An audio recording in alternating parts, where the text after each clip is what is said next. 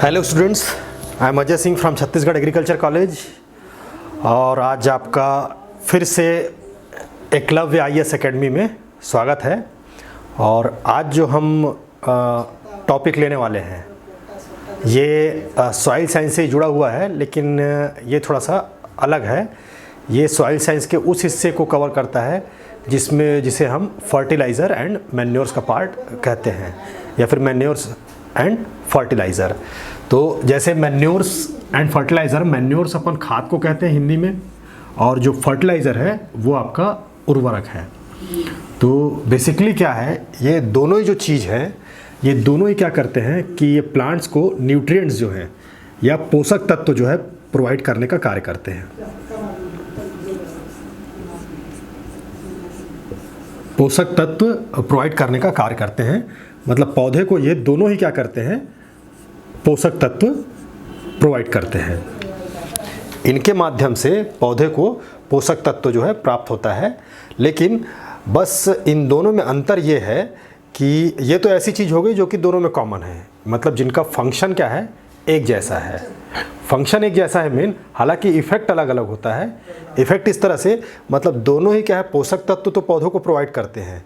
लेकिन आज जो बात आ रही है कि फर्टिलाइज़र का इफ़ेक्ट जो है सॉइल में जो है वो बहुत अच्छा नहीं होता, और मैन्योर का इफ़ेक्ट जो है सॉइल में आपका बहुत अच्छा होता है। या कहना चाहिए कि मैन्योर का जो रिलेशन है सॉइल के साथ पॉजिटिव रिलेशन है, और फर्टिलाइज़र या उर्वरक का जो रिलेशन है वो सॉइल के साथ जो है आपका नेगेटिव एक तरह का इम्पैक्ट उस पर जाता है। हालांकि दोनों ही एक ही काम करते हैं पौधे के लिए कि पोषक तत्व जो है प्रदान करते हैं। खाद जो है, खाद और फर्टिलाइज़र में बेसिक डिफरेंस ये है कि खाद का जो ओरिजिन होता है, मतलब जो ओरिजिन है वो क्या है आपका नेचुरल होता है, या बायोलॉजिकल ओरिजिन इसका एक्चुअल में होता है। मतलब जैसे आपका हो गया मूंगफली का खली हो गया, या फिर गोबर का खाद हुआ, या वर्मी कंपोस्ट हुआ, ये सब जो इन सब चीज़ों को अपन क्या करते हैं मैन्योर्स के अंतर्गत हम उसको इंक्लूड करते हैं, जिसमें तरह तरह के कंपोस्टिंग हो गए, वो सारे जो है वो सब मैन्योर के अंतर्गत आते हैं। जबकि फर्टिलाइज़र क्या है, फर्टिलाइज़र आपका मैन मेड या आर्टिफिशियली जो है वो पौधों को पोषक तत्व प्रोवाइड करने के लिए क्रिएट किया हुआ सब्सटेंस है। तो उसके माध्यम से क्या है हम पोषक तत्व जो है पौधों को प्रोवाइड करते हैं। और इसमें नेचुरली है कुछ मतलब कहना चाहिए कि जो बायोलॉजिकल ओरिजिन के जो कोई भी ऑर्गेनिज्म है, तो उनका ज़्यादातर केस में जो बाई प्रोडक्ट है वो पोषक तत्व लेके आता है और वो पौधों को प्रोवाइड करता है। तो इसी वजह से क्या है, इसका इफ़ेक्ट जो है वो सॉइल के ऊपर जो है, ये तो पौधों को तो पोषक तत्व प्रोवाइड करने का काम करते हैं, लेकिन जो मृदा हो गया या सॉइल हो गया, सॉइल पे इसका इफेक्ट जो है, ये आपका इसका इफेक्ट जो है सॉइल पे क्या आता है, पॉजिटिव आता है। जबकि इसका इफेक्ट जो है फर्टिलाइज़र का जो इफेक्ट एक तरह से देखना चाहिए, तो ये आपका नेगेटिव आपका एक तरह का इफेक्ट आ रहा है। तो इसीलिए आज जो है सबसे ज़्यादा जो चर्चा होती है मैन्योर और फर्टिलाइज़र में, जो फर्टिलाइज़र के एप्लीकेशन की वजह से जो आसपास का एनवायरनमेंट जो है वो प्रदूषित हो रहा है, तो उसकी जगह पे अपन क्या कर सकते हैं कि उसका मैन्योर का यूज़ करें, ऐसी बात आजकल चल रही है। तो अब यहाँ पे जैसे खाद और उर्वरक में आपको ये चीज़ समझ में आ गया कि इनमें डिफरेंस क्या है। और इसमें एक और डिफरेंस ये होता है कि जो पोषक तत्व प्रोवाइड करने का कार्य है वो मैन्योर के थ्रू जो अपन करते हैं, तो जो पोषक तत्व अपन सिंपल एग्जांपल के तौर पे ले, अपन NPK ले। N का मतलब आपका नाइट्रोजन हो गया, और P का मतलब आपका फास्फोरस हो गया, और K का मतलब आपका पोटास हो गया। तो जो NPK जो प्रोवाइड करने का कार्य है, NPK प्रोवाइड करने का कार्य इसमें जो होता है कम मात्रा में होता है। और चूंकि फर्टिलाइज़र क्या है, ये मैन मेड प्रोग्राम है या मैन मेड सब्सटेंस है, तो इसमें जो है इनका जो कंसंट्रेशन होता है वो आपका ज़्यादा होता है। या इसको इस तरह से अपन समझ सकते हैं कि सेम अमाउंट पौधों को नाइट्रोजन का सेम अमाउंट प्रोवाइड करने के लिए इसकी मात्रा हमको कम देनी होगी, इसकी मात्रा हमको कम सप्लाई करनी होगी, जबकि मैन्योर की मात्रा हमको सेम अमाउंट ये करने के लिए अपने को इसकी मात्रा ज़्यादा प्रोवाइड करनी होगी। तो ये इनके बीच में बेसिकली डिफरेंस है। और इनके बीच में कॉमन पॉइंट क्या है ये भी मैंने आपको बता दिया। अब हम इसका स्टडी करते हैं कि खाद और उर्वरक में क्या क्या चीज़ें आती हैं और कौन कौन से जो उर्वरक हैं उनका मोड ऑफ एक्शन क्या है, कौन कौन से फर्टिलाइज़र हैं जो कि इसको प्रोवाइड करते हैं। इसके अलावा दो अलग अलग जो फर्टिलाइज़र हैं उनके आपस में किस तरह के इंटरेक्शन होते हैं, फिर इसमें असेंशियल और बेनिफिशियल उर्वरक के एलिमेंट्स कौन कौन से हैं। तो इन सारी चीज़ों की हम यहाँ पे चर्चा करेंगे। फिर आपका जैसे प्लांट जो पोषक तत्व जो होते हैं उनके फील्ड में जाने से पहले हम कुछ टर्मिनोलॉजी जो है वो क्या क्या यूज़ होता है इसको अपन समझ लें, जो एग्ज़ाम के हिसाब से थोड़े से इम्पॉर्टेंट हैं। इसमें एक आता है न्यूट्रिएंट्स। न्यूट्रिएंट्स का मतलब आपको जो को हिंदी में अपन कहते हैं पोषक तत्व।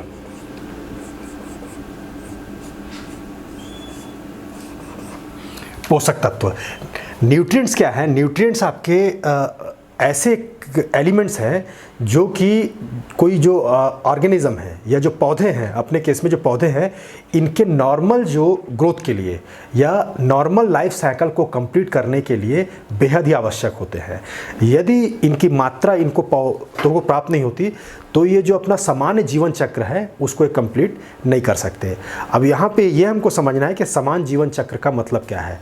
भाई समान जीवन चक्र को कंप्लीट नहीं कर पाता यदि वो तत्व नहीं मिलता, तो पहले तो हमको ये समझना पड़ेगा कि समान जीवन चक्र हम कहते किसके हैं। समान जीवन चक्र का मतलब यह है कि पौधे में दो तरह का आपका स्टेज होता है। एक तो हो गया आपका वेजिटेटिव ग्रोथ हो गया और दूसरा आपका रिप्रोडक्टिव ग्रोथ हो गया। वेजिटेटिव ग्रोथ को अपन हिंदी में जो कहते हैं कि वानस्पतिक जो विकास या वानस्पतिक वृद्धि, और रिप्रोडक्टिव ग्रोथ को हम कहते हैं कि जननिक वृद्धि या जननिक विकास। इन दोनों फेज़ को यदि वो सक्सेसफुली कंप्लीट कर लेता है तो उसका जीवन चक्र जो है वो अच्छे तरीके से कंप्लीट है, अपन ये मानते हैं।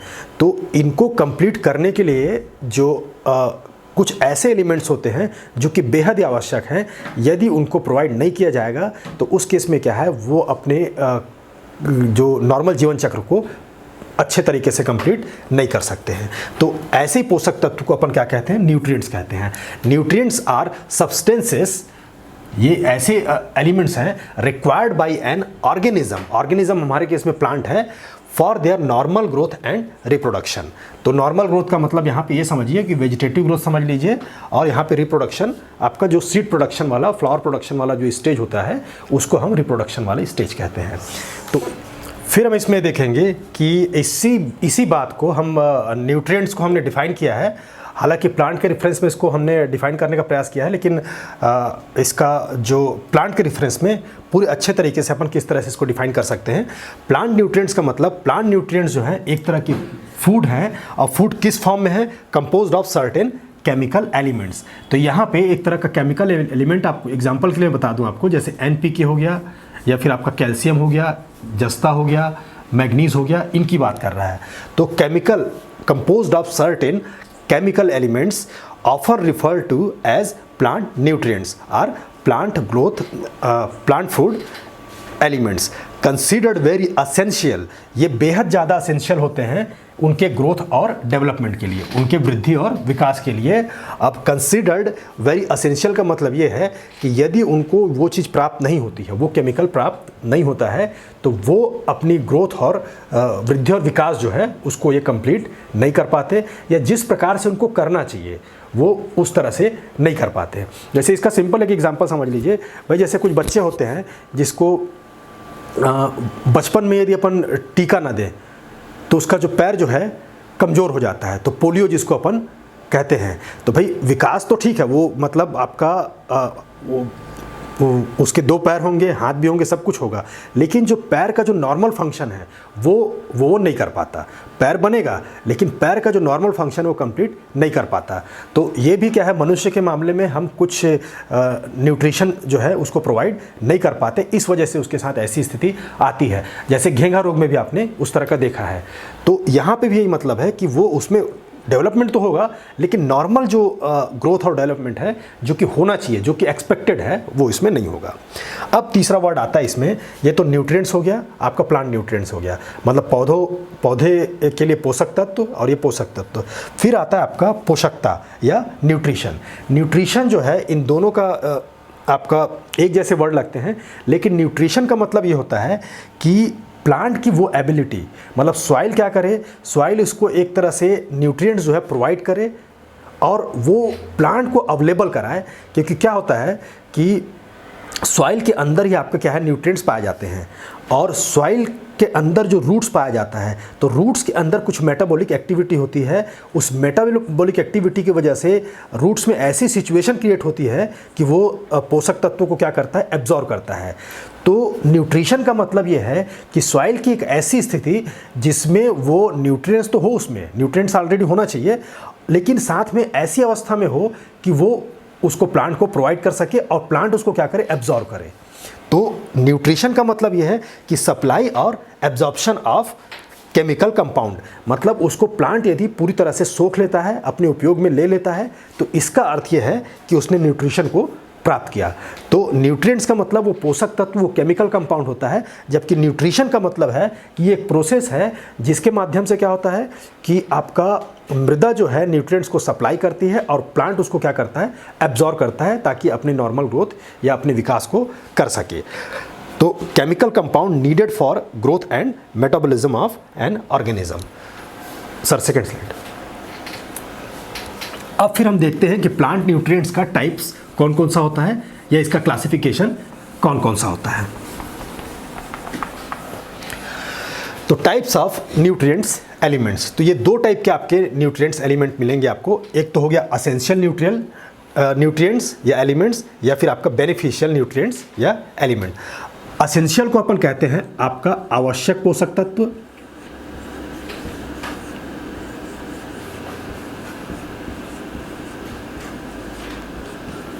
आवश्यक पोषक तत्व, और बेनिफिशियल को आपका एक तरह से कहना चाहिए कि फ़ायदा करने वाला, या जो कम अमाउंट में जो प्लांट को फ़ायदा पहुंचाते हैं, उसको अपन बेनिफिशियल न्यूट्रिएंट्स कहते हैं। मतलब ये आवश्यक का मतलब ये हो गया कि उसके ग्रोथ और डेवलपमेंट के लिए ये बेहद ज़्यादा नेसेसरी हैं। यदि ये प्लांट को नहीं दिए जाते हैं तो उस केस में प्लांट जो है वो आपका ग्रोथ नहीं कर पाएगा। और बेनिफिशियल न्यूट्रिएंट्स का मतलब ये होता है कि जो कि थोड़ी सी मात्रा जिसकी दी जाए, थोड़ी सी मात्रा भी दी जाए, तो उसमें वो बहुत ज़्यादा कई सारे बायोकेमिकल रिएक्शन या मेटाबॉलिज्म को वो अफेक्ट कर सकता है। इसकी ज़्यादा मात्रा आपको नहीं चाहिए होती है। तो कहने का मतलब ये तो आवश्यक है, लेकिन यदि ये भी उसको प्रोवाइड किया जाए तो वो और सारी जो वृद्धि करने का जो सिचुएशन होता है, उस सिनेरियो को पूरे तरीके से चेंज कर देता है, और जिसकी क्वांटिटी आपको कम मात्रा में लगती है। तो बेनिफिशियल न्यूट्रिएंट्स को अपन हिंदी में आपका फ़ायदेमंद पोषक तत्व कह सकते हैं। फिर आपका असेंशियल जो है उसको हम किस तरह से डिफाइन करते हैं। तो असेंशियल का मतलब ये है कि ऐसे पोषक तत्व जो कि यदि पौधों को ना दिया जाए तो वो अपने लाइफ साइकिल को, नॉर्मल लाइफ साइकिल को कंप्लीट नहीं कर पाएगा। या तो उसमें क्या है, आपका दोनों स्टेज में कोई ना कोई स्टेज जो है उसमें कोई ना कोई उसको नुकसान एक तरह से होगा, और वो एक नॉर्मल वृद्धि है उस चीज़ को वो कंप्लीट नहीं कर पाएगा। और इस तरह का जो ये है, मतलब हम जो प्लांट न्यूट्रिएंट्स की जो बात करते हैं या असेंशियल प्लांट न्यूट्रिएंट्स की बात करते हैं, तो ऐसा देखा गया है कि 90 प्रकार के न्यूट्रिएंट्स जो एलिमेंट्स हैं वो प्लांट के द्वारा उपयोग किए जाते हैं, जिसमें कि आपका काफ़ी ज़्यादा कई सारे जो न्यूट्रिएंट्स हैं, इसका हम टिश्यू, प्लांट का जो टिश्यू जो होता है उसके थ्रू हमने उसको डिटेक्ट किया है केमिकली, और ये जाना है कि हाँ ये प्लांट के लिए आवश्यक होते हैं। तो the elements needed by the plant without which the plant is not able to survive and complete its life cycle. तो हो सकता है वो सर्वाइव भी ना कर पाए और वो अपने लाइफ साइकिल को कंप्लीट ना कर पाए। तो असेंशियल प्लांट न्यूट्रिएंट्स हम उसी को कहेंगे जिसके अब्सेंस में प्लांट अपना नॉर्मल लाइफ साइकिल को कंप्लीट ना कर पाए।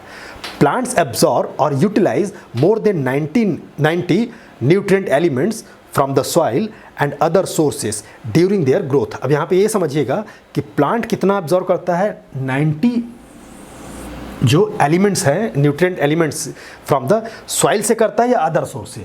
तो भाई जैसा कि अपन यहाँ पे जान रहे हैं कि केवल सॉइल जो है वो हमारा पोषक तत्व को प्रदान करने का माध्यम है, ये एक जनरल कंसेप्शन है, लेकिन एक्चुअल में क्या होता है कि ये चीज़ सॉइल के थ्रू ही नहीं होता, ये आपके एनवायरनमेंट से भी उसको कई सारी चीज़ प्रोवाइड होती है। जैसे आपका कार्बन हो गया, ऑक्सीजन हो गया, नाइट्रोजन भी हो गया एक तरह से, ये क्या है एनवायरनमेंट से भी इसको प्राप्त होता है। या एनवायरनमेंट से मोटे तौर पे तो कार्बन, हाइड्रोजन और ऑक्सीजन तो आपको निश्चित तौर पे प्राप्त होता ही है। नाइट्रोजन को फिक्स करना पड़ता है तब वो पौधे को मिलता है। तो यहाँ पे सॉइल से भी मिल सकता है और अदर सोर्सेज से भी मिल सकता है during their growth and development. And about, जैसा मैंने बताया कि आपको 90 में से 64 जो है, 64 ऐसे प्लांट न्यूट्रिएंट्स हैं have been identified in plant by their tissue analysis. जब प्लांट के टिश्यू का एनालिसिस किया गया या केमिकली जो अपन प्रयोगशाला में जो हम एनालिसिस करते हैं, तो इसमें जो है 64 एलिमेंट्स की जो उपलब्धता है प्लांट में, ये कंफर्म की गई है। तो इसका मतलब ये है कि बाहर से ये कोई ना कोई मटेरियल ये कहाँ से गेन करते हैं और जिसको पोषक तत्व के रूप में ये उपयोग करते हैं। लेकिन जानकारी के हिसाब से ऐसे 90 जो होते हैं आपके पोषक तत्व प्लांट के द्वारा उपयोग में लाए जाते हैं। लेकिन इसमें आपके सभी असेंशियल नहीं होते, हम आगे भी डिस्कस करेंगे। असेंशियल कुछ 16-17 ऐसे तत्व होते हैं जिसको हम असेंशियल आपका न्यूट्रिएंट्स मानते हैं। अब इसमें आपने देखा कि 90 ऐसे पोषक तत्व हैं जो कि प्लांट के द्वारा एब्जॉर्ब किए जाते हैं और 64 ऐसे पोषक तत्व हैं जिनकी उपस्थिति जो है प्लांट के अंदर साइंटिफिकली जो है इस्टेब्लिश्ड की गई है। लेकिन इनमें भी आपके सारे जो होते प्लांट न्यूट्रिएंट्स आपके ज़रूरी हो ये आवश्यक नहीं है। इसमें से कुछ ही जो है, मैं पहले ये क्राइटेरिया था, अब 17 हो गया, मैंने 16 और 17 कहा था। तो पहले जो अर्नान के द्वारा, अर्नान एक वैज्ञानिक थे, उनके द्वारा जो जितना भी क्राइटेरिया दिया गया था, तो उसमें 16 जो न्यूट्रिएंट्स हैं उसको या 16 पोषक तत्वों को क्या माना गया था कि वो बेहद आवश्यक है। लेकिन अभी रिसेंटली जो है निकिल के आने से वो टोटल आपका 17 हो गया है। तो 17 ऐसे आपके केमिकल एलिमेंट्स हैं जो कि पोषक तत्व के रूप में प्लांट को बेहद ही आवश्यक होते हैं और जिसको हम क्या कहते हैं कि आपका आवश्यक पोषक तत्व के दर्जा में हम उसको रखते हैं। तो but all are not essential for their growth, मतलब ये किसके रेफरेंस में बात कर रहा है, जो 90 और 64 के अपन बात कर रहे हैं, तो सारे आपके असेंशियल नहीं हैं। असेंशियल की बात करते हैं, आवश्यक पोषक तत्व की बात करते हैं, तो दे रिक्वायर ओनली 17 एलिमेंट्स। तो ये एग्जाम के हिसाब से आपका बेहद इंपॉर्टेंट है। ओनली 17 एलिमेंट्स और nutrients, these 17 have been recognised as essential element या आवश्यक पोषक तत्व के रूप में इसको हम रिकॉग्नाइज किया गया है।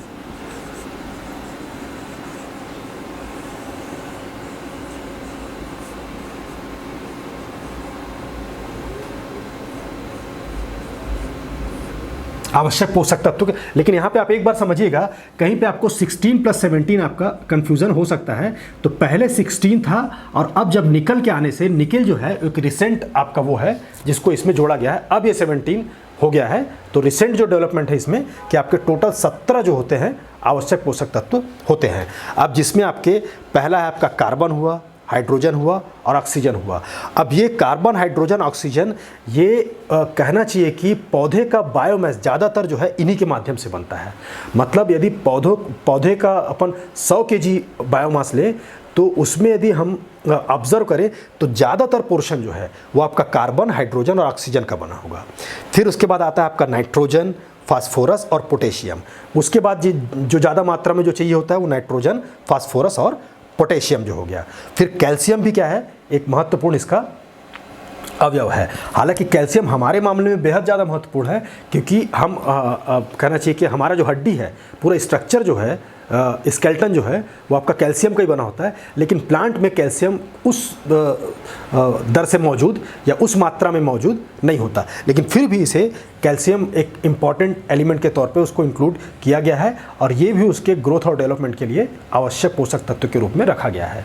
सर नेक्स्ट, फिर आता है आपका मैग्नीशियम, सल्फर, आपका लोहा या आयरन, फिर आपका मैग्नीज जिसको अपन Mn कह रहे हैं, मैग्नीज हुआ, फिर आपका जिंक हुआ, फिर आपका कॉपर, बोरॉन, मॉलिब्डेनम, क्लोरीन और जैसा कि आप यहाँ पे देख रहे हैं जो लास्ट तत्व है आपका निकिल का है। तो ये 17 ऐसे आवश्यक पोषक तत्व हैं जो कि पौधे के ग्रोथ के लिए बेहद ही आवश्यक है। हाँ, अब इसमें आपको हम ये बता रहे हैं कि भी कौन सा जो न्यूट्रिएंट्स है किस मात्रा में पौधों के लिए आवश्यक होता है ना। तो उसके आधार पे हम उसको मैक्रो और माइक्रो एलिमेंट में आगे हम फर्दर जो है इसको क्लासीफाई करते हैं। तो इन सारे एलिमेंट्स में जो कार्बन हुआ, हाइड्रोजन हुआ और ऑक्सीजन हुआ, ये तीनों मिलके 95 से 96% जो है प्लांट का जो बायोमास क्रिएट करते हैं।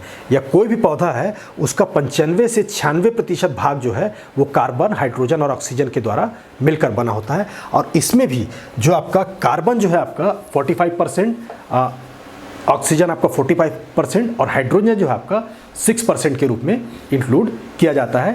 45 आपका 90 प्लस 6 आपका 96 के आसपास आप इसको मान सकते हो।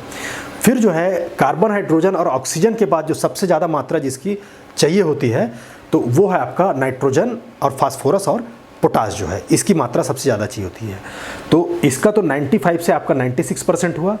ये जो है किसी भी प्लांट के 2.7 जो परसेंट है या एक तरह से 2.5 से 3% का जो आपका वो है वो इनके द्वारा जो बनता है। लेकिन 3% से कभी भी ऊपर नहीं होगा, ये चीज़ ध्यान रखिएगा। कभी भी जो डेटा देगा आपको 3% के आसपास ही होना चाहिए, लेकिन वो नीचे होना चाहिए 3% से। तो नाइट्रोजन, फास्फोरस और पोटास आपका 3% जो है पार्ट प्लांट का बनाते हैं। इसको याद करने के हिसाब से आप इसको 1% इस तरह से आप याद कर सकते हैं। अब इसमें एक तरह से देखिए कि मान लो 95% है और ये मान लो इसको 3% अपन ने ज़्यादा से ज़्यादा ले लिया, तो 95 और 3 आपका 98%। तो बाकी जो 2% बचते हैं तो वो जो अदर एलिमेंट जितने बचे हुए हैं, मतलब इसमें आपका 3 हुआ, 3 3 6 हुआ, तो आपका 11 जो एलिमेंट्स हैं वो 11 एलिमेंट्स की जो कहना चाहिए कि संलग्नता होती है वो आपका 1.3 से 1.4% इतनी तक होती है। But all have definite role to play in the growth and development. लेकिन इसमें कहने का मतलब ये है कि हालांकि इनकी मात्रा ज़्यादा कम हो सकती है, लेकिन इनका रोल जो है वो आपका स्पेसिफिक है। रोल ऐसा नहीं कि वो आपका ज़्यादा मात्रा में हो तो उनका रोल भी बहुत ज़्यादा होगा। रोल ज़्यादा नहीं होता, मतलब उसमें उसका जो एक कार्य है वो स्पेसिफिक है कि भाई ये इस कार्य के लिए है और ये इस कार्य के लिए है। जैसे मान लो फास्फोरस की अपन बात करें तो फास्फोरस का मेन काम है आपका रूट का डेवलपमेंट। फास्फोरस आप कितनी भी क्वांटिटी में दीजिए लेकिन प्लांट के द्वारा उतना ही लिया जाएगा जितनी उसकी ज़रूरत है, और वो उसका कार्य केवल ये होगा कि रूट का आपका डेवलपमेंट करेगा। सेम आप यदि नाइट्रोजन की अपन बात करें तो नाइट्रोजन आपका वानस्पतिक वृद्धि को क्या करेगा, वो तेज करेगा। तो हर चीज़ का क्या है, इसमें एक स्पेसिफिक आपका वर्क है। अब इसमें एक चीज़ ध्यान रखिएगा कि among this nickel is the latest nutrients addition to the list in 1987 में इसको ये किया गया था, इंक्लूड किया गया था। तो अब जो हम स्टडी करते हैं, जो अर्नान और स्टाउट का जो क्राइटेरिया था उसकी अपेक्षा अब ये 17 हो चुका है। अब यहाँ पे जो हमने आपको 17 या 17 की संख्या में जो आपको असेंशियल न्यूट्रिएंट्स बताया है उसको हम उसके फंक्शन के अकॉर्डिंग क्या किए हैं, क्लासीफाई किए हैं, ताकि उसको समझने में हमको क्या हो, आसानी हो कि भाई कौन सा किस तरह की अलग अलग कैटेगरी में, मतलब कुछ एलिमेंट्स हैं जिसमें खास बात पाई जाती है, दूसरे कुछ एलिमेंट हैं उनमें खास बात पाई जाती है, और दोनों एक दूसरे से अलग है, तो उनको हमने अलग अलग क्लास में क्लासीफाई किया है। तो क्लासिफिकेशन ऑफ असेंशियल न्यूट्रिएंट्स, तो पहला तो ये है कि बेस्ड ऑन रिलेटिव यूटिलाइजेशन, किस मात्रा में प्लांट के द्वारा वो यूटिलाइज किए जाते हैं, मतलब कितनी मात्रा में, उसकी मात्रा कितनी है, कितने समझ लीजिए कि आपका जो संख्या ना कह के वो कितने, जैसे किलो में आप जो भी है उसमें कितनी मात्रा में उपयोग किए जाते हैं। यदि ज़्यादा मात्रा में किया जा रहा है कि कम मात्रा में किया जा रहा है कि बेहद माइन्यूट मात्रा में किया जा रहा है, तो उसके बेस पे अपन दो इसमें बांटे हैं। तो पहला है आपका मैक्रो या मेजर न्यूट्रिएंट्स। ये ऐसे न्यूट्रिएंट्स होते हैं जो पौधे द्वारा अधिक मात्रा में उपयोग किए जाते हैं, मतलब ये एनवायरनमेंट से पौधे को मिलेंगे, चाहे सॉइल हो चाहे एनवायरनमेंट से हो, और ज़्यादा मात्रा में पौधे के द्वारा उपयोग किए जाते हैं। और दूसरे होते हैं आपके माइक्रो न्यूट्रिएंट्स। माइक्रो न्यूट्रिएंट्स ऐसे न्यूट्रिएंट्स हैं जो कि कम मात्रा में पौधे को चाहिए होता है, लेकिन इनका भी क्या है, एक रोल स्पेसिफिक होता है। फिर मैक्रो न्यूट्रिएंट्स को भी हमने आपका दो कैटेगरी में डिवाइड किया है। अब मैक्रो का बेसिक पहलू क्या है, मैक्रो में बेसिक पहलू ये है कि ये ज़्यादा मात्रा में उपयोग किए जाते हैं। अब ज़्यादा मात्रा में जैसे हमने अभी पहले देखा है कि एक में क्या है 95 से 96% हो रहा है, फिर आपका 2.7% हो रहा है, अब फिर उसमें बाद में लास्ट में जो बचा हुआ है वो केवल 1.3 से 1.4% हो रहा है, और 11 जो एलिमेंट्स हैं वो 1.3 से 1.4% को यूज़ कर रहे हैं। तो यहाँ पे एक तरह से देखा जाए तो शुरू के जो 6 जो हैं, 6 को अपन ऐड कर लें तो ज़्यादातर न्यूट्रिएंट्स जो हैं या ज़्यादातर जो मात्रा है प्लांट का, ये 6 न्यूट्रिएंट्स के द्वारा बना होता है, और बाकी जो 11 न्यूट्रिएंट्स हैं वो उनकी मात्रा बेहद कम लगती है। तो इसी बेस पे हमने इनको मैक्रो और माइक्रो में डिवाइड किया है। फिर मैक्रो में भी देखिए 2 पार्ट है कि एक CH हो गया वो काफ़ी ज़्यादा मात्रा में है, और ये केवल 2.7 मात्रा में है, 2.7% में है। तो उसके बेस पे फिर हमने इसको 2 पार्ट में डिवाइड कर दिया है, प्राइमरी न्यूट्रिएंट्स और आपका इसको फिर हमने मैक्रो न्यूट्रिएंट्स को फिर हमने इसको डिवाइड किया है कि आपका प्राइमरी न्यूट्रिएंट्स और इधर आपका सेकेंडरी न्यूट्रिएंट्स, जिनकी मात्रा आपको कम लगती है। और फिर तीसरा जो है आपका माइक्रो न्यूट्रिएंट्स, इसमें सारी चीज़ आ जाएंगी जो कि हमने उसमें बताया था। ये आपको सब के सब क्या होंगे, ये कम मात्रा में आपको पौधे के द्वारा उपयोग में लिए जाएंगे, जबकि इनकी जो मात्रा है, नाइट्रोजन हो गया, फास्फोरस हो गया, पोटेशियम हो गया, इनकी मात्रा आपको ज़्यादा मात्रा में उपयोग की जाएगी। और इसके अलावा कैल्शियम, मैग्नीशियम और सल्फर भी ऐसे तत्व होंगे जिनकी मात्रा अधिक मात्रा में उपयोग की जाएगी। लेकिन ये जितने भी तत्व हैं, जैसे बोरान हो गया, क्लोरीन हो गया या मॉलिब्डेनम हो गया, इसकी छोटी सी मात्रा, या जिंक हो गया, जैसे राइस में आपका जिंक की वजह से जो खैरा रोग होता है, तो उस केस में जिंक का जो हम प्रोवाइड करते हैं, हालांकि हम न्यूट्रिशन हम उसको देते हैं, लेकिन ज़्यादा मात्रा में जैसे हम नाइट्रोजन के लिए हम प्रोवाइड करते हैं उतना फर्टिलाइज़र हम नहीं देते, क्योंकि जिंक की बहुत माइन्यूट मात्रा राइस को चाहिए होती है। वो ज़्यादा मात्रा देंगे तो वो दूसरे जो पोषक तत्व हैं उनके अपटेक को या उनके यूटिलाइजेशन को क्या करेगा, वो डिस्टर्ब करेगा। तो इनकी कम मात्रा चाहिए होती है, इसीलिए हम इसको माइक्रो न्यूट्रिएंट्स के रूप में हमने इसको क्लासिफाई किया है। फिर classification based on their biochemical behaviour या फिजियोलॉजिकल बिहेवियर, ये एक्चुअल में प्लांट के अंदर जाके किस तरह की एक्टिविटी करते हैं और किस तरह के फंक्शन में अपने आप को पार्टिसिपेट रखते हैं, उसके बेसिस पे हम इसको इस अलग अलग ग्रुप में डिवाइड किए हैं। तो इसमें जो पहला ग्रुप आता है, ग्रुप 1 के नाम से जाना जाता है, जिसमें आपका कार्बन हुआ, हाइड्रोजन हो गया, ऑक्सीजन हो गया और कैल्शियम हो गया। ये 3 ऐसे चार जो हैं, ये ऐसे पोषक तत्व हैं जिसको स्ट्रक्चरल एलिमेंट्स के नाम से जाना जाता है। ये एग्जाम के हिसाब से आप ध्यान रखिएगा कि इसको बेसिक जो है स्ट्रक्चरल एलिमेंट्स कहा जाता है। इसमें स्ट्रक्चरल एलिमेंट्स आपके 2 टाइप के होते हैं, एक तो हो गया एक्सेसरीज हो गया और दूसरा आपका बेसिक हो गया। तो ये जो है कार्बन, हाइड्रोजन, ऑक्सीजन और कैल्शियम, ये आपका बेसिक स्ट्रक्चरल एलिमेंट्स कहलाते हैं।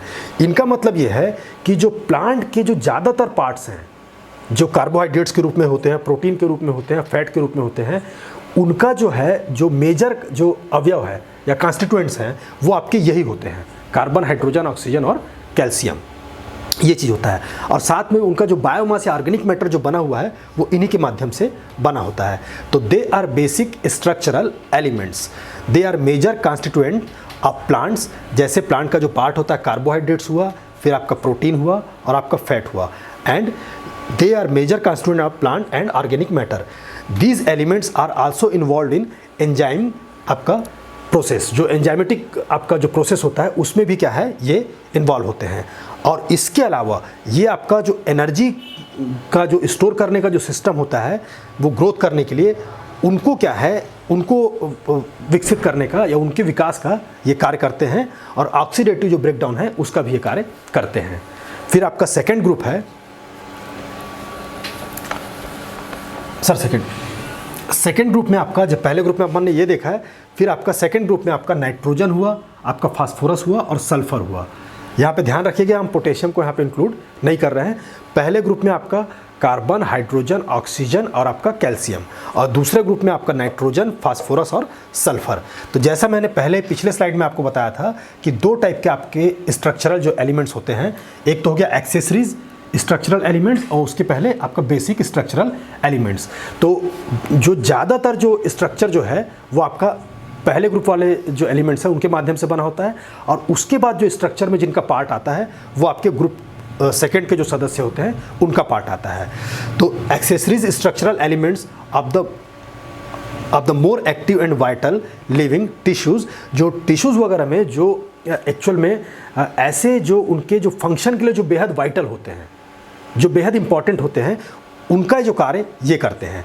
Essential component of metabolically active compounds like आपका अमीनो एसिड्स, जैसे उसमें मैंने आपको क्या बताया, कार्बोहाइड्रेट्स बताया, प्रोटीन बताया, फैट बताया, लेकिन मेटाबॉलिक रूप से जो ज़्यादा एक्टिव होते हैं जैसे कि आपका अमीनो एसिड हो गया, प्रोटीन हो गया, या एंजाइम्स आपके कंपाउंड्स हो गए, ये सब जो हैं वो इसके पार्ट होते हैं, मतलब वो इन्हीं से बने होते हैं। ग्रुप सेकंड जो एलिमेंट है उनके माध्यम से बने होते हैं। भाई जैसे पौधे में कई तरह के तत्व पाए जाते हैं, तो कार्बोहाइड्रेट्स, फैट हो गया, प्रोटीन हो गया, एक अलग टाइप का तत्व हुआ, जबकि अमीनो एसिड वगैरह या प्रोटीन जो एंजाइमिक एक्टिविटी करते हैं उनका जो वो अलग ये हो गया। अब दूसरा आपका एनर्जी का जो स्टोर करते हैं या एनर्जी का जो आपका रेगुलेशन और उसका ट्रांसफ़र करते हैं, उनका भी इन्हीं प्रकार के तत्वों से मतलब आपका स्ट्रक्चर जो है बना होता है। जैसे आपका एटीपी हो गया और एडीपी हो गया।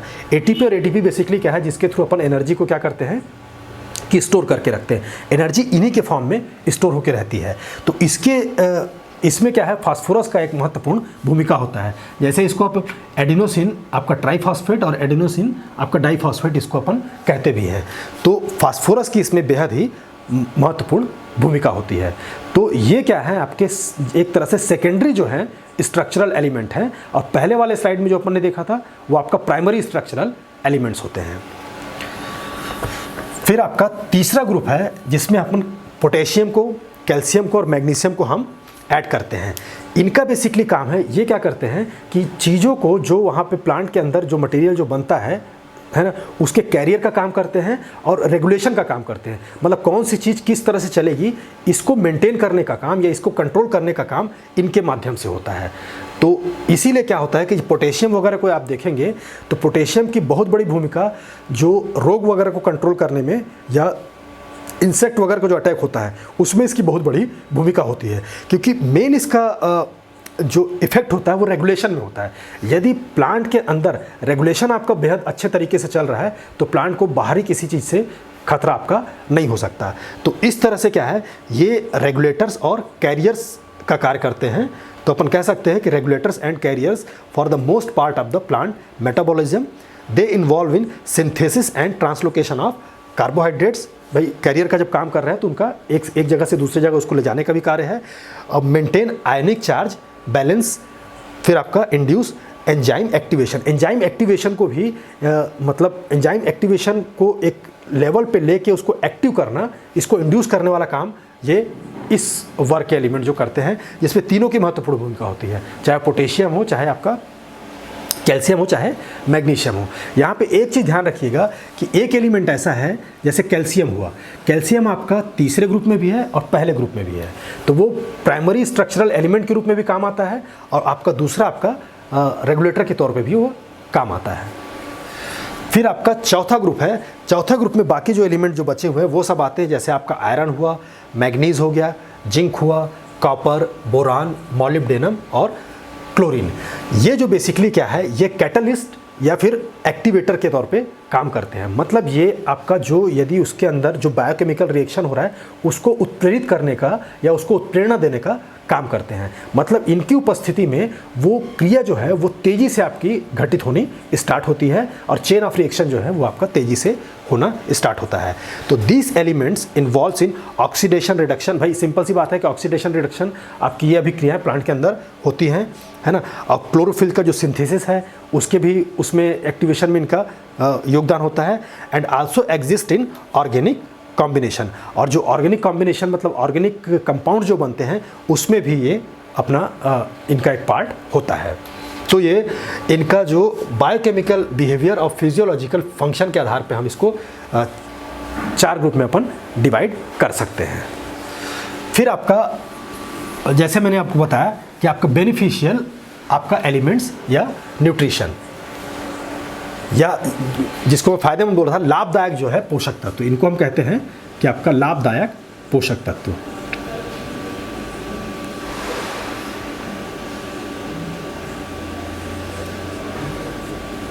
ये हिंदी में इसको ध्यान रखिएगा कि लाभदायक पोषक तत्व के रूप में इसको पूछता है, पोषक तत्व। तो बेनिफिशियल एलिमेंट्स ऐसे एलिमेंट्स हैं जिनको जो मतलब आप थोड़ी सी मात्रा में दिया जाए तो वो एक बड़ा जो है बड़ा चेंज का एक रेंज जो है वो प्लांट के अंदर क्रिएट करते हैं। मतलब एक बड़ा जो चेंज है थोड़ी सी मात्रा में भी ज़्यादा इफेक्टिव ये होते हैं। तो beneficial elements are the mineral elements which stimulate the growth and have beneficial effect even at very low concentration. मतलब बेहद कम कंसंट्रेशन होगा तो भी क्या है ये अपने इफेक्ट को क्रिएट वहाँ पे करते हैं। जैसे मान लो नाइट्रोजन आपने कम मात्रा में दिया तो प्लांट में बहुत बड़ा आपको चेंज देखने को नहीं मिलेगा। उसका आप ज़्यादा जितना रिक्वायर्ड मात्रा है उतना आपने दिया तभी आपको वो चेंज एक्सपेक्टेड जो चेंज है आपको दिखाई देगा।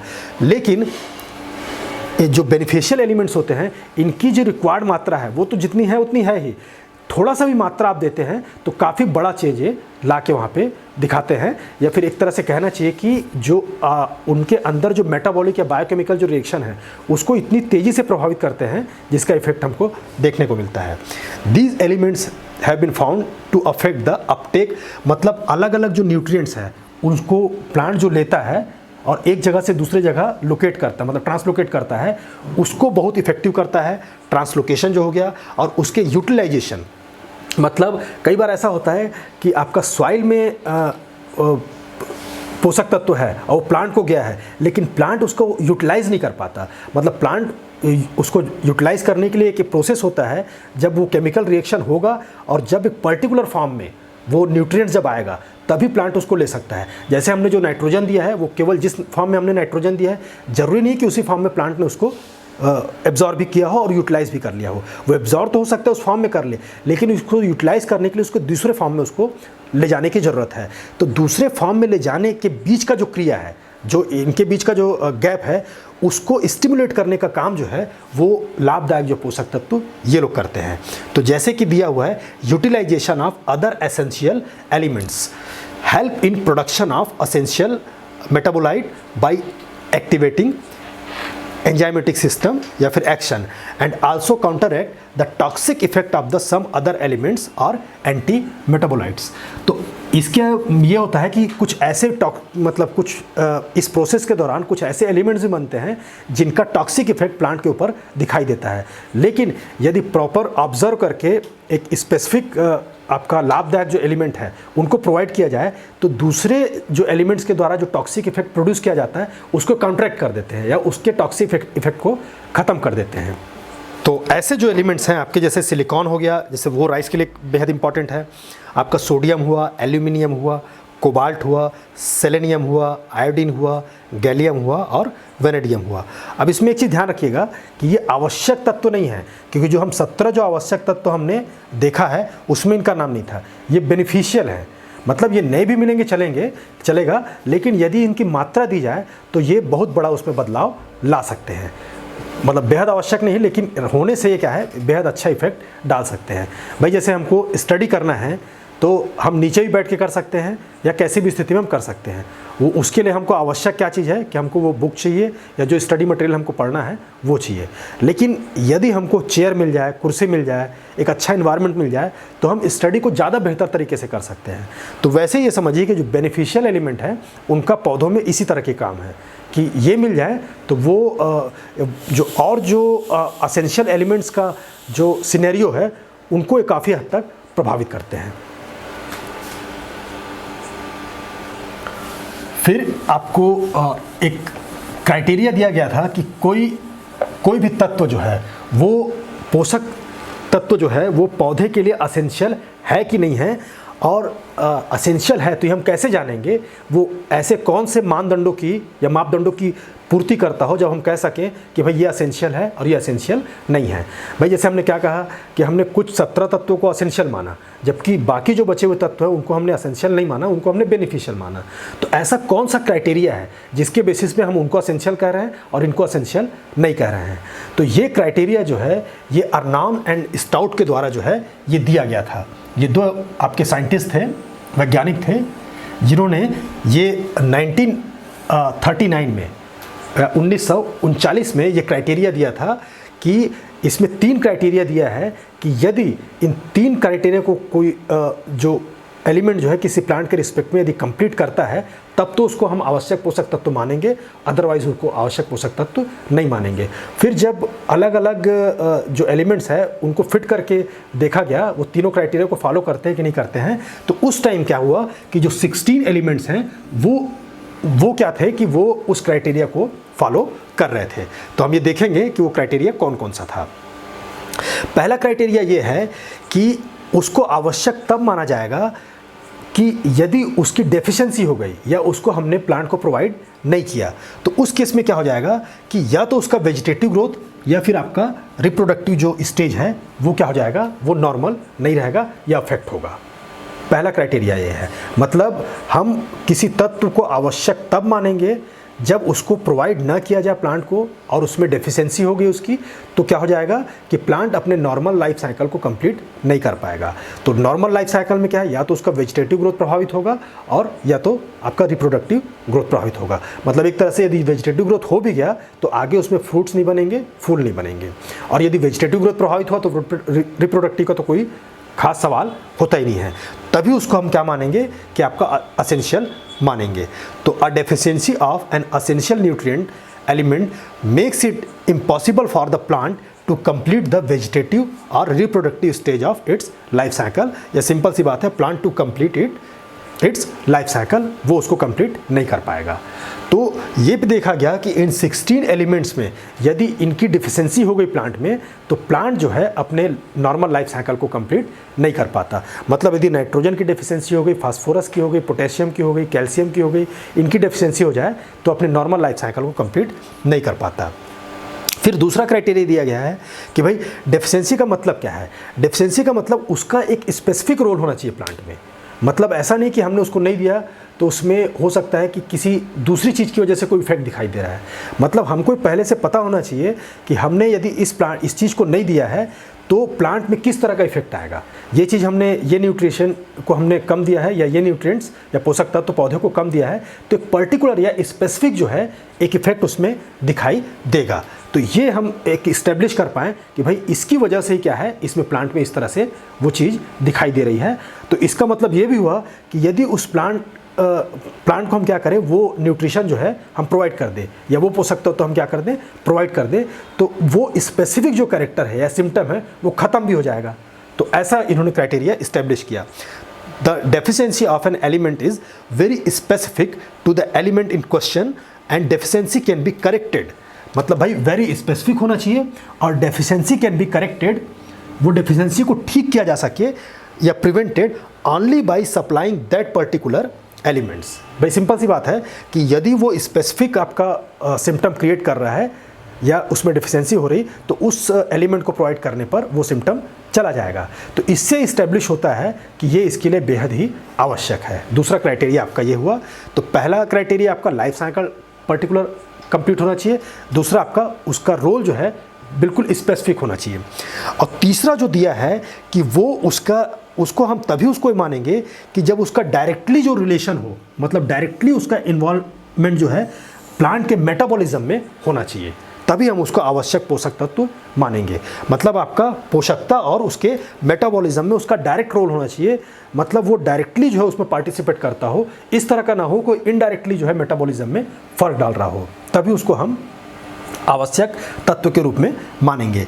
तो ये जो इसमें जो इम्पॉर्टेंट चीज़ है कि अर्नान और असेंशियलिटी का जो क्राइटेरिया जो दिया था, अर्नान एंड स्टाउट ने दिया था और 1939 में दिया था। कितने एलिमेंट्स के लिए दिया था, तो वो आपका 16 एलिमेंट्स के लिए दिया था, और 3 ऐसे क्राइटेरिया थे जो कि पोषक तत्व के द्वारा फुलफिल किया जाना होता है। अब लेकिन इसमें 17 जो एलिमेंट्स इंक्लूड हो गए हैं। Sir next,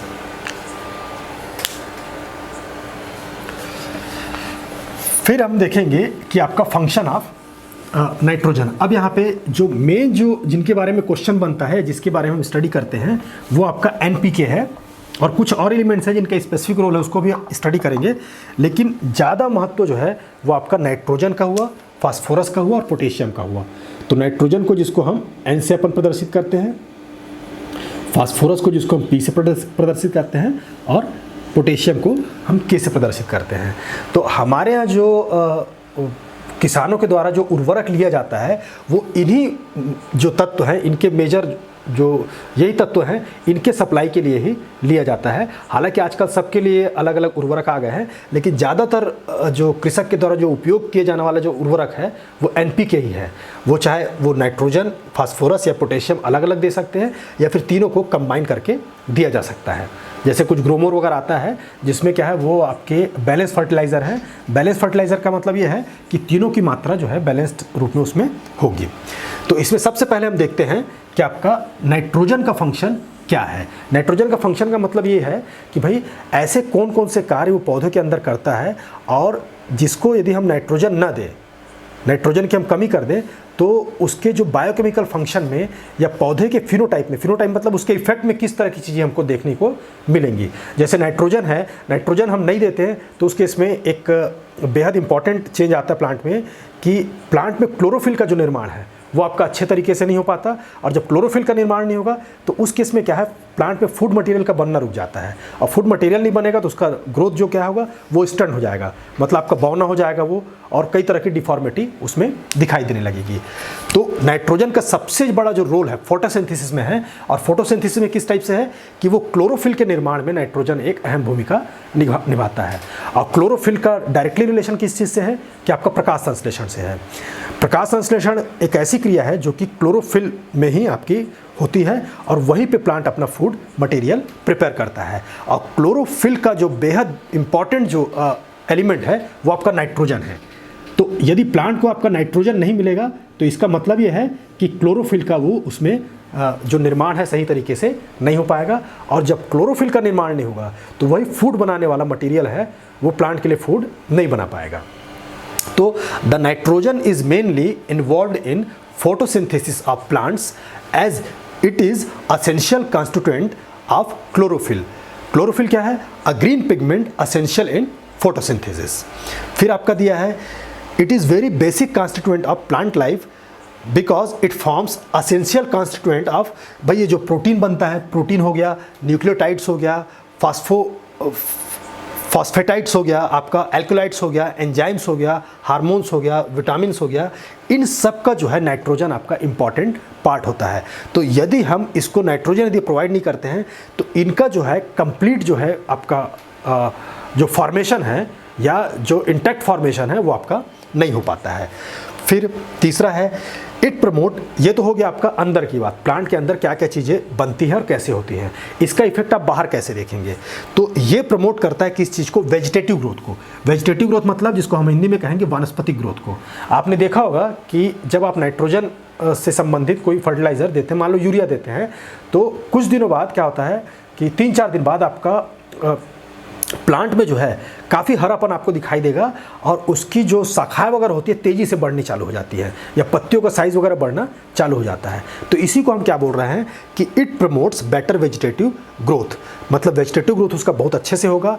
and adequate supply of nitrogen promotes rapid early growth, मतलब जो शुरू में जो ग्रोथ होता है वो तेज़ी से होगा, और impart dark green colour to plants, ये प्लांट में डार्क ग्रीन कलर आपका लेके आएगा। कभी कभी आपने देखा होगा कि किसी किसी प्लांट्स की पत्ती में जो पुरानी लीव्स होती हैं वो पीला पड़ जाता है, पीला पड़ के गिर जाता है। तो ये एक तरह का एक सिम्टम है जो कि नाइट्रोजन के कमी को प्रदर्शित कर रहा है। उस सॉइल में नाइट्रोजन की जो मात्रा है वो आपकी कम है, क्योंकि नाइट्रोजन यदि होता तो उसमें लश ग्रीन कलर जो है वो उसमें दिखाई देता। तो इसमें आपका डार्क ग्रीन कलर को ये लेके आता है, और improve quality and succulence of leafy vegetable. जो लीफी वेजिटेबल जैसे पालक वगैरह है उसके सकुलेंस को जो है, या जो सकुलेंट प्लांट है उसको क्या करता है वो इंक्रीज़ करता है, जो कि जैसे फॉडर क्रॉप हो गया और वेजिटेबल्स हो गया, लीफी वेजिटेबल्स हो गया, तो उनकी क्वालिटी को क्या करता है? इम्प्रूव करता है। फिर आपका it stimulate the formation of fruit buds, जहाँ से फ्रूट्स के जो बड उठते हैं उसके फॉर्मेशन को भी ये क्या करता है? इंक्रीज़ करता है, फ्रूट सेट को भी इंक्रीज़ करता है, और क्वालिटी ऑफ फ्रूट को भी इंक्रीज़ करता है। और इसके अलावा it governs the better utilisation of, हम पोटेशियम और फास्फोरस जो प्रोवाइड करते हैं, तो पोटेशियम और फास्फोरस एक ऐसे जो एलिमेंट है, खासकर इसमें फास्फोरस, जो कि क्या होता है कि आपका सॉइल में फिक्स हो जाता है। मतलब एक तरह से देखा जाए तो जितना आप फास्फोरस देते हैं प्लांट को, उसका केवल 10% पार्ट जो है वो प्लांट आपका उपयोग कर पाता है। तो और 90% जो पार्ट है वो आगे के जो प्लांट है उनके लिए उसमें स्टोर हो जाता है। तो एक तरह से यहाँ पे देखें तो यूटिलाइजेशन जो है वो आपका कम है। तो और प्लांट के अंदर भी क्या फास्फोरस का यूटिलाइजेशन आपका किसी न किसी मामले में आपका अफेक्ट करता है। तो यदि नाइट्रोजन को आपने प्रॉपरली प्रोवाइड किया है तो ये उनके यूटिलाइजेशन को भी क्या करता है, गवर्न करता है। जैसे पोटेशियम हो गया, फास्फोरस हो गया और कई एलिमेंट है जिनके यूटिलाइजेशन को ये गवर्न करता है। तो ये बेसिकली क्या है, नाइट्रोजन के मेन आपके फंक्शन है। आपका फोटोसिंथेसिस हो गया, फिर आपके जो कई एलिमेंट्स होते हैं उनको बनाने के लिए हो गया, फिर आपका जो ग्रीन जो इफेक्ट वो आपको प्रोवाइड करता है वो हो गया, फिर आपका जो फ्रूट बड्स वगैरह हो गया जो अर्ली ग्रोथ में जो होते हैं उन सब को अर्ली ग्रोथ को बढ़ाता है और यूटिलाइजेशन ऑफ पोटेशियम और फास्फोरस को इंक्रीज करता है। अब आता है आपका consumption of nitrogen by plant. Consumption का मतलब आपका उपभोग से है कि भाई नाइट्रोजन का प्लांट के द्वारा जो उपभोग किया जाता है वो कैसे किया जाता है, किस फॉर्म में किया जाता है ना, और किस फॉर्म में कितनी मात्रा में किया जाता है, इन सब बातों का हम जो विवरण जो है इसके अंतर्गत अपन देखेंगे। या इसका मतलब उपभोग का पैटर्न क्या है, नाइट्रोजन के उपभोग का पैटर्न या उससे संबंधित बातें क्या क्या चीज़ है जो कि हम इसमें स्टडी करेंगे। तो नाइट्रोजन जो है सॉइल में जो प्लांट जो एब्जॉर्ब करता है वो मुख्य तौर पे नाइट्रेट फॉर्म में करता है, नाइट्रेट और अमोनिया फॉर्म में, अमोनिकल फॉर्म में। जो अमोनियम फॉर्म है, अमोनियम और नाइट्रेट ऐसे जो दो फॉर्म है जिसको क्या है नाइट्रोजन प्लांट जो है नाइट्रोजन को इसी फॉर्म में आपका उसको एब्जॉर्ब करेगा, जबकि नाइट्राइट जो फॉर्म होता है एक दूसरा फॉर्म होता है उसमें इसको एब्जॉर्ब नहीं करता। तो ये आपके एग्जाम के हिसाब से बेहद महत्वपूर्ण है। ये हो गया आपका, इसमें तो ढंग से लिखा नहीं है, इसको अपन ये कह सकते हैं आपका NO3 जो है नेगेटिव, ये हो गया नाइट्रेट फॉर्म हो गया, और NH4 पॉजिटिव।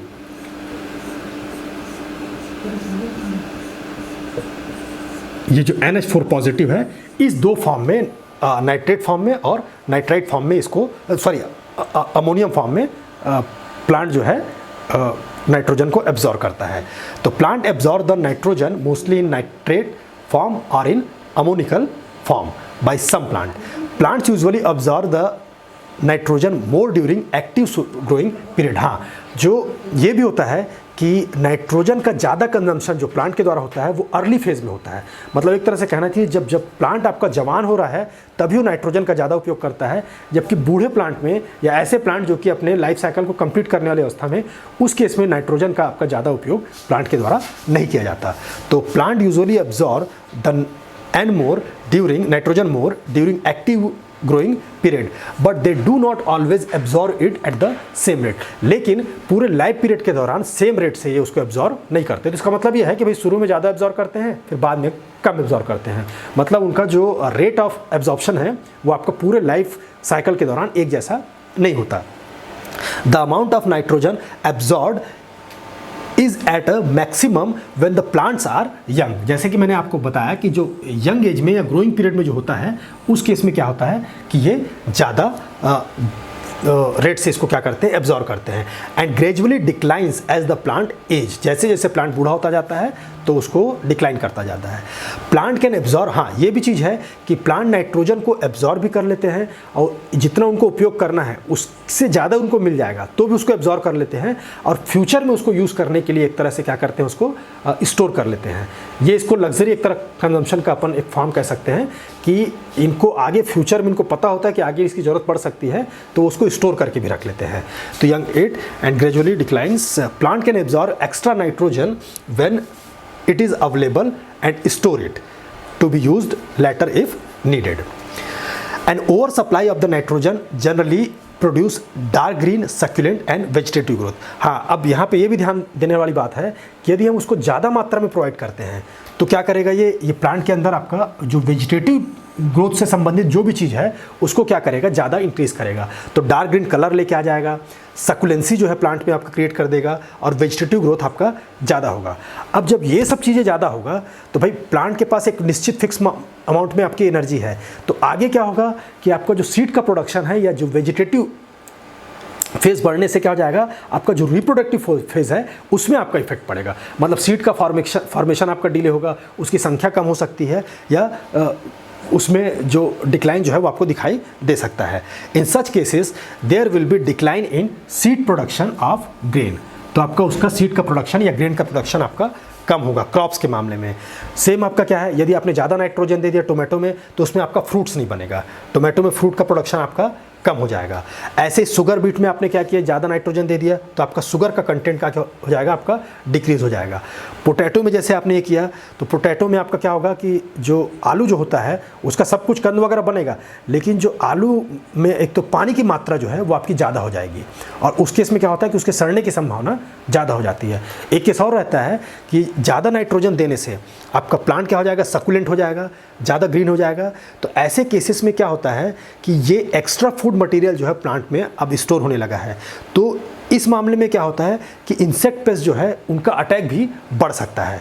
तो नाइट्रोजन का ज़्यादा एप्लीकेशन करने से, ज़्यादा नाइट्रोजन देने से कीड़े मकोड़ों का भी जो है या इंसेक्ट पेस्ट का ज़्यादा प्रभाव जो है दिखाई देता है। ठीक है, फिर दिया है एवरेज यूटिलाइजेशन ऑफ, हाँ अब इसका जो नेगेटिव इफेक्ट आता है, जो नेगेटिव इफेक्ट आता है उसको यदि आप चेक करना चाहते हैं या थोड़ा बहुत कम करना चाहते हैं तो आपका पोटेशियम हो गया, फास्फोरस हो गया और पोटेशियम, इसको यदि इसकी जो सप्लाई आपकी प्रॉपर है तो नाइट्रोजन के जो यूटिलाइजेशन है उसको क्या करता है, रेगुलेट करने का काम करता है। जैसा कि मैं आपको बताया था कि जो पोटेशियम रेगुलेशन वाला काम करता है तो ये नाइट्रोजन के एप्लीकेशन को भी क्या है, रेगुलेट करता है। फिर आपका जैसे दिया है कि कितनी मात्रा में जो है नाइट्रोजन का उपयोग किया जाता है, तो ऐसा एवरेज जो माना गया है कि नॉर्मल कंडीशन में जितना अपन नाइट्रोजन देते हैं उसका केवल 50% जो है वो प्लांट के द्वारा उपयोग किया जाता है। लेकिन यदि प्रॉपर मैनेजमेंट प्रैक्टिस हो या उसका मैनेजमेंट अच्छे तरीके से किया जाए तो कई केसेस में जो नाइट्रोजन जो फर्टिलाइज़र है में उसमें नाइट्रोजन की उपयोग की जो क्षमता 80% तक पाई जाती है, उस केस में 80% तक पाई जाती है। इसीलिए देखा गया है कि नाइट्रोजन जो है प्लांट के द्वारा सबसे अधिक उपयोग किया जाने वाला फर्टिलाइजर कहलाता है। The average utilisation of applied nitrogen by crop is around 50%, normal case में आपका 50% है। But with proper nitrogen management strategies the efficiency is as high as 80% और मोर कैन बी इंक्रीज, इससे ज़्यादा भी प्राप्त किया जा सकता है। और लो नाइट्रोजन यूज एफिशिएंसी में be attributed to various losses. अब भाई हम ये देख रहे हैं कि 50% जो है नाइट्रोजन उपयोग हो रहा है और 50% उपयोग नहीं हो रहा है, या यहाँ पे भी अपन हाईएस्ट केस में देखें तो 80% उपयोग हो रहा है, 20% आपका उपयोग नहीं हो रहा है। तो ये 20% जो नाइट्रोजन जा कहाँ रहा है या उसके मतलब प्लांट को न मिलने की क्या क्या वजह हैं, तो इसमें आपका पहला है आपका वोलेटाइजेशन ऑफ अमोनिया। मतलब वोलेटाइजेशन का मतलब ये है कि अमोनियम फॉर्म से क्या होता है कि अमोनिया के रूप में, गैस के रूप में जो है गैस निकल जाती है और वो एनवायरनमेंट में चली जाती है, अब वो प्लांट को नहीं मिलती और न ही सॉइल में रहती है। और ये पर्टिकुलर किस में पाया जाएगा, जो अल्कली सॉइल होगा, एसिडिक सॉइल में चीज़ नहीं पाई जाएगी। जो अल्कली सॉइल है उसमें एक मेन प्रॉब्लम आती है कि हम जो नाइट्रोजनस फर्टिलाइज़र देते हैं, इसीलिए अल्कली सॉइल में कभी भी अमोनियम वाला फर्टिलाइज़र हम देने से बचते हैं, क्योंकि उसमें जो अमोनिया होता है वो क्या करता है, जो अमोनियम आयन होता है वो अमोनिया के रूप में बाहर हो जाता है, तो उसमें आपको लॉस ज़्यादा होता है। फिर आपका जो डीनाइट्रिफिकेशन ऑफ नाइट्रेट आयन, ये नाइट्रेट जो है ऐसी अवस्था में चला जाता है जो प्लांट के द्वारा यूज़फुल नहीं होता, तो उसको अपन डीनाइट्रिफिकेशन की क्रिया कहते हैं, या आगे हमको आपको बताएंगे। और फ्लडेड सॉइल में ये चीज़ आपका ज़्यादा पाया जाता है। और साथ में यदि लीचिंग वाली जो प्रोसेस है, लीचिंग मतलब आपका बह के नीचे चले जाना या ऐसी स्थिति में चले जाना, ऐसे रूट जोन से बाहर चले जाना ताकि प्लांट उसका उपयोग ना कर सके, तो नाइट्रोजन में सबसे ज़्यादा एक शिकायत होती है कि इसका लीचिंग जो हो जाता है वो ज़्यादा होता है, या लीचिंग लॉस आपका नाइट्रोजन में बहुत पाया जाता है। और ये भी कहाँ पाया जाएगा, ये आपका जो फाइन टेक्सचर जो सॉइल है उसमें नहीं पाया जाएगा, क्योंकि इसमें लीच करने की संभावना कम होती है। ये आपका जो कोर्स स्ट्रक्चर्ड सॉइल जो होता है, या फिर आपका जो मोटा सॉइल होता है जिसमें आपका सैंड वगैरह होता है, उसमें ज़्यादातर लीच होने की संभावना रहती है। और इसके अलावा कुछ मामले में ये फिक्स भी हो जाता है जहाँ पे क्ले वगैरह होता है। तो इस तरह से इतनी मात्रा में या इस टाइप से जो है नाइट्रोजन का उपयोग किया जाता है और इस फॉर्म में उपयोग किया जाता है। तो एग्ज़ाम के हिसाब से आपके ये दोनों फॉर्म इम्पॉर्टेंट है, फिर आपका कितने % उसका उपयोग किया जाता है ये इम्पॉर्टेंट है। फिर है, यदि नाइट्रोजन में की डेफिशिएंसी आपको दिखाई देती है तो आप कैसे पहचान सकते हैं कि भाई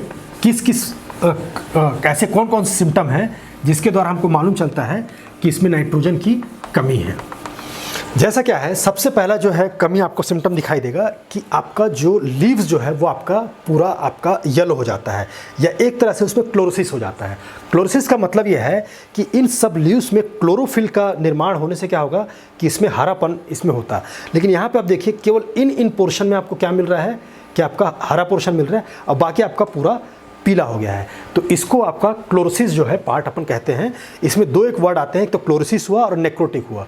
तो नेक्रोटिक, क्लोरोसिस में आपका पीलापन दिखाई देगा और नेक्रोटिक में क्या होगा कि ये पूरा का पूरा ब्राउन हो जाता है। मतलब ये एक ऐसी स्टेज में चला जाता है जहाँ पे आप नाइट्रोजन सप्लाई भी करते हैं तो भी अब और जो मृत पत्तियों में जान नहीं आ सकती। जबकि ऐसे केसेस में क्या है, क्लोरोसिस के केस में क्या है कि जब हम नाइट्रोजन सप्लाई करेंगे तो फिर ये वापस अपनी पहली अवस्था को ग्रहण कर सकता है।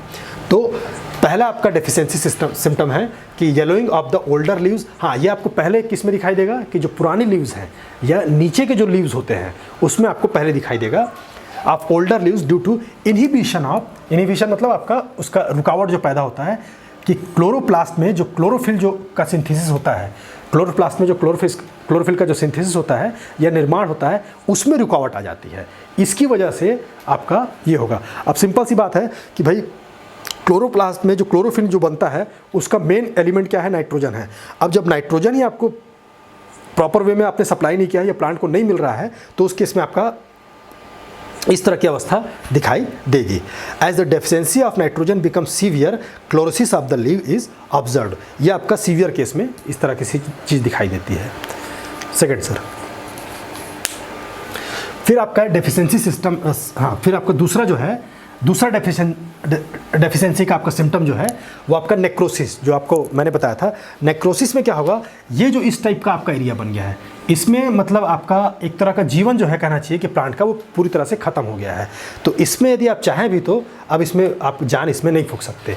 तो इस टाइप का जब सीवियर डेफिशिएंसी वाला वो होगा तो नेक्रोसिस ऑफ प्लांट लीव्स आपको दिखाई देगा, या एक तरह से कहना चाहिए कि इसमें आपका कंप्लीट डेथ आपका हो जाता है लीव का। मतलब क्लोरोटिक जो है वो आपका इनकम्प्लीट जो या पार्शियल डेथ है, और ये क्या है, नेक्रोसिस जो है आपका कंप्लीट डेथ कहलाता है। और ये ऐसे केसेस में एक ये भी होता है कि आपका जो फ्लावर ब्लड्स वगैरह हैं, जो बर्ड्स वगैरह हैं, उनका जो फॉर्मेशन है वो क्या होता है कि एडवांस हो जाता है। मतलब आपका जल्दी से वो जो जिन बर्ड्स का फॉर्मेशन जो बनना चाहिए, जो टाइमली बनना चाहिए, वो उस समय ना बन के वो उसका टाइम जो आगे खिसक जाता है। आगे खिसकने से क्या है, फिर आपका जो ईल्ड जो है, भाई मौसम से जो एक पर्टिकुलर मौसम में किसी चीज़ का फॉर्मेशन होना है तो उस मौसम में उसका फॉर्मेशन ना होके वो अगले मौसम में चला जाए, तो ऐसे केसेस में क्या है, जो ईल्ड का जो रिडक्शन है वो हमको दिखाई देता है। फिर यदि क्लोरोफिल का प्रॉपर तरीके से आपका फॉर्मेशन नहीं होगा नाइट्रोजन के एब्सेंस में, तो उस केस में क्या होता है कि आपका फूड मटेरियल जो है प्रॉपर तरीके से नहीं बन पाता। तो आपको प्लांट का जो ग्रोथ दिखाई देगा वो स्टंट ग्रोथ दिखाई देगा या बौना हो जाएगा। यहाँ पे देखिए ये सब जो लीव है ये थोड़ा सा ठीक दिखाई दे रहा है, लेकिन इस एरिया में आप देखिए कि आपका जो नाइट्रोजन की कमी होने की वजह से ये पूरा श्रिंक हो गया है, या एक तरह से कहना चाहिए कि ये बौना हो गया है। तो प्लांट बिकम ड्वार्फ्ड और स्टंट ग्रोथ, इस तरह का भी इसमें ये दिखाई देता है। तो एक तो पहला हुआ आपका पीलापन हुआ, मतलब क्लोरोसिस और नेक्रोसिस वाला एरिया या नेक्रोटिक वाला एरिया, और दूसरा आपका स्टंट ग्रोथ हुआ। सर नेक्स्ट, फिर आपका आता है कि फ्रूट जो है, फ्रूट्स आपके हार्ड हो जाएंगे। मतलब जो कहना चाहिए कि उसमें जैसा उसका साइज़ होना चाहिए वैसा साइज़ भी नहीं रहेगा, वो छोटा भी हो जाएगा, और जैसा नरमपन होना चाहिए वो नरमपन आपको नहीं दिखाई देगा। वो ऑटोमेटिक क्या हो जाएगा, वो एक तरह से वो हो जाएगा, मतलब आपका हार्ड हो जाएगा। तो यहाँ पे देखिए कि जैसे ये प्लांट है ना, ये आपका जो प्लांट है वो आपका हार्ड हो गया है, या इस तरह का जो इसका साइज़ है उसमें इसमें फ़र्क आ गया है। तो fruit becomes hard, small bearing capacity of the tree, और हार्ड हो जाता है, और जो ट्री होता है उसमें फ्रूट्स के जो साइज़ भी हैं वो काफ़ी छोटे हो जाते हैं। तो एक तरह से कहना चाहिए कि जितना फ्रूट प्रोड्यूस होना चाहिए उतना फ्रूट नहीं प्रोड्यूस होता। तो ये सारे आपके डेफिशिएंसी सिम्टम है नाइट्रोजन के, कि यदि ऐसी चीज़ दिखाई देती है तो इसका मतलब क्या है कि प्लांट में नाइट्रोजन की कमी है, जो कि आपका क्लोरोटिक हो गया, नेक्रोसिस हो गया, स्टंट ग्रोथ हो गया, इस तरह की जो चीज़ें यदि दिखाई दे रही हैं इसका मतलब प्लांट में नाइट्रोजन की कमी है, ये अपन मान सकते हैं। फिर आपका यदि हमने उसको ज़्यादा नाइट्रोजन प्रोवाइड कर दिया तो उस केस में क्या क्या चीज़ें आ सकती हैं। तो ज़्यादा नाइट्रोजन प्रोवाइड किया तो उस केस में आपका ज़्यादा वेजिटेटिव ग्रोथ हो जाएगा। वेजिटेटिव ग्रोथ ज़्यादा हुआ तो क्या होगा कि आपका जो वेजिटेटिव ग्रोथ का जो टाइम है वो आपका लंबा हो जाएगा। तो उस केस में क्या होगा कि आपका सीड्स वगैरह का फॉर्मेशन या फिर रिप्रोडक्टिव जो स्टेज है वो जो है वो प्रॉपर नहीं हो पाएगा। मतलब जितना टाइम रिप्रोडक्टिव ग्रोथ को मिलना चाहिए उतना टाइम उसको नहीं मिल पाएगा, क्योंकि भाई मौसम खिसक गया तो मौसम खिसकने से क्या है रिप्रोडक्टिव ग्रोथ जो है अगले फेज़ में चली जाएगी। और साथ में क्या है कि ज़्यादा वेजिटेटिव ग्रोथ होने की वजह से क्या होगा कि लीव्स क्या होगा सकुलेंट हो जाएगा। लीव्स सकुलेंट का मतलब क्या है कि लीव्स में आपका ज़्यादा फूड मटेरियल आपका प्रोवाइड हो जाएगा, मिल जाएगा। तो ज़्यादा फूड मटेरियल प्रोवाइड होगा तो एक तरह से ये कहना चाहिए कि इंसेक्ट पेस्ट होने की संभावना आपकी ज़्यादा हो जाती है। मतलब इस तरह समझ लीजिए कि मान लो किसी घर में ज़्यादा ही धन है तो वहीं पे क्या होता है चोर वगैरह का अटैक आपका आता है। अब जिसके घर में ज़्यादा कुछ पैसा नहीं होगा तो उसके घर में चोर का अटैक आपका नहीं आता। तो उसी टाइप से यदि प्रॉपर अमाउंट में वहाँ पे लीव्स में यदि आपका वर्क चल रहा है और उसका साइज़ वगैरह ठीक है तो उस केस में इंसेक्ट पेस्ट का अटैक आपका कम आता है। लेकिन यदि फूड मटेरियल ज़्यादा हो जाए, लीव्स में हो जाए, स्टेम्स में हो जाए, तो उस केस में क्या होता है कि पेस्ट और डिजीज़ का भी अटैक आपका ज़्यादा आ जाता है। इसीलिए अपन ने देखा है कि हम जब ये बात करते हैं ये नाइट्रोजन जो फर्टिलाइज़र है उसके उपयोग के संदर्भ में होता है कि यदि हम उर्वरक का उपयोग करते हैं तो इंसेक्ट और पेस्ट का अटैक भी ज़्यादा आता है।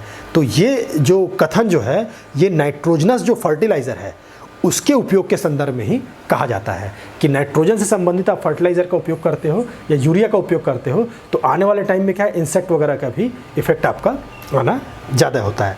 फिर आपका ज़्यादा वेजिटेटिव ग्रोथ हो गया, मतलब आपके पत्ती वगैरह का साइज़ आपका ज़्यादा हो गया तो उस केस में प्लांट का लॉजिंग होने का भी संभावना होता है। मतलब प्लांट अपने खुद के भार से क्या है वो गिरने की उसकी संभावना बढ़ जाती है। और लॉजिंग तभी होता है जब आपका ज़्यादा नाइट्रोजन आपका सप्लाई हो। फिर क्या होता है जैसे शुगर केन वगैरह में अपन ने ये देखा है कि उसका जो शुगर कंटेंट जो है वो आपका क्या होता है रिड्यूस हो जाता है। और साथ में जो जितने भी आपके जो फ्रूट्स वगैरह हैं उनकी जो कीपिंग क्वालिटी है या फिर जो स्टोरेज क्वालिटी है वो आपकी कम हो जाती है। और ये फ्रूट्स वगैरह के केस में ही नहीं, ये लीव्स के केस में जैसे पालक वगैरह हो गया उसमें आपने नाइट्रोजन यदि ज़्यादा प्रोवाइड किया है तो उसको आप ज़्यादा समय तक आप नहीं रख सकते। तो उनकी जो कीपिंग क्वालिटी भी होती है वो आपकी क्या होती है आपकी कम हो जाती है। और साथ में आपका ये रिप्रोडक्टिव फेज़ को क्या करता है या उसकी मैच्योरिटी को क्या करता है डिले कर देता है। तो इस तरह से अपन देख रहे हैं कि जो एक्सेसिव नाइट्रोजन यदि हमने प्लांट को दिया तो उसका किस तरह से इफेक्ट आ सकता है। तो यहाँ पे हमने नाइट्रोजन के बारे में ये देखा कि भाई नाइट्रोजन का फंक्शन क्या है, उसका किस तरह का डेफिशिएंसी का सिम्टम है, साथ में आपका किस फॉर्म में और कितने % वो प्लांट के द्वारा यूज़ किया जाता है, और यदि ज़्यादा हमने उसको प्रोवाइड कर दिया तो उसका किस तरह का इफेक्ट हमको दिखाई देगा।